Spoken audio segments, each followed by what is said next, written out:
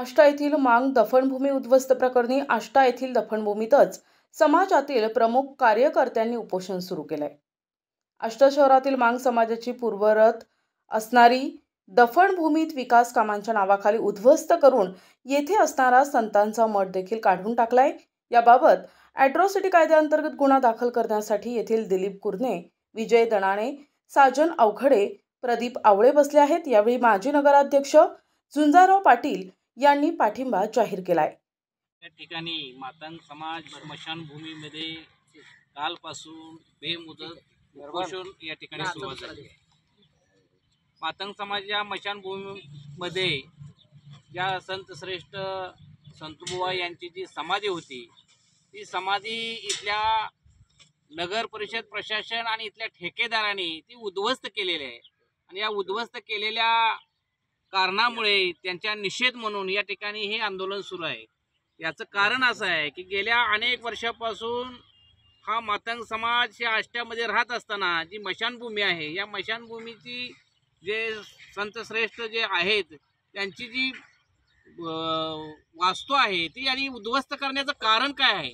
कारण इथले जे नगर प्रशासन आहे, त्याचबरोबर इथलं पोलीस प्रशासन आहे, त्याचबरोबर इथलं तहसीलदार प्रशासन आहे, ज्या दिवशी उद्ध्वस्त झालं त्या दिवसापासून यांनी वेळ काढून धोरण करून या गावामध्ये 2 गटामध्ये दुही माजवण्याचं काम या इथल्या प्रशासनाने केलेलं लक्षात घ्या।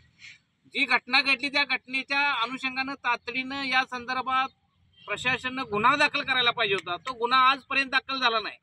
हे वेळ काढून धोरण यांनी का राबवलंय? इथले जे पोलीस स्टेशनचे पोलीस निरीक्षक असतील, इथले तहसीलदार असतील किंवा इथले नगर परिषदेचे आयुक्त असतील, यांनी ही भूमिका तातडीने घ्यायला पाहिजे होती, परंतु घेतली नाही। आणि या गावामध्ये समाजामध्ये तेढ निर्माण करण्याचं काम इथल्या प्रशासनाने केलेलं आहे।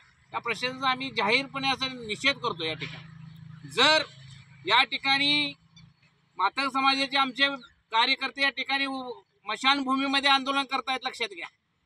कारण इथं जर न्याय मिळत नसेल तर स्मशानभूमीमध्ये आंदोलन करावं लागते, लक्षात घ्या। म्हणजे मेलेल्या माणसाला सुद्धा इथं न्याय मिळत नाही आणि जिवंत माणसाला तर इथं न्यायच नाही।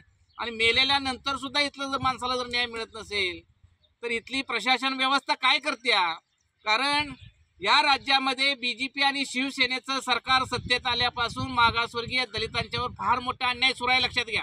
हे फक्त बाबासाहेब अण्णाभाऊ साठे छत्रपती शिवाजी महाराजांचं नाव घेऊन राजकारण करतायत, परंतु समाजामध्ये तेढ निर्माण करण्याचं काम ही मंडळी करतायत। इथले राज्याचे गृहमंत्री आहेत, गृहमंत्र्यांचा पोलीस प्रशासनावर दबदबा नाही, लक्षात घ्या। कारण इथं अन्याय अत्याचार होत आहेत। डॉक्टर बाबासाहेब आंबेडकरांची विटंबना होते, अण्णाभाऊ साठेची विटंबना होत असते। या राज्यामध्ये किती घटना घडल्यात आज, लक्षात घ्या। या परभणीमध्ये संविधान ज्यांनी जाळलं यांच्यावर अजून सुद्धा त्या ठिकाणी गुन्हे दाखल होत नाहीत, लक्षात घ्या। परभणीमध्ये तोच घटना घडली, बीडमध्ये जी घटना घडलेली आहे, अशा अनेक घटना राज्यभर घडतायत। राज्यामध्ये जाती व्यवस्था इथं निर्माण करण्याचं काम इथलं शासन आणि प्रशासन तयार करायला, लक्षात घ्या। म्हणून साठी ही जी स्मशानभूमी आहे, ह्या स्मशानभूमीचं सुशोभीकरण करणं गरजेचं आहे का आहे ते करावं, परंतु ते करत असताना समाजाला विश्वासात घेऊन इथली स्मशानभूमीचं सुशोभीकरण करणं किंवा इथला विकास करणं हे गरज आहे। आणि ते नगर परिषदेचे प्रशासनानं इथल्या समाजाला बरोबर घेऊन त्यांना विश्वासात घेऊन इथली कामं करणं गरजेचं आहे। NTV news Marathi, Sangli.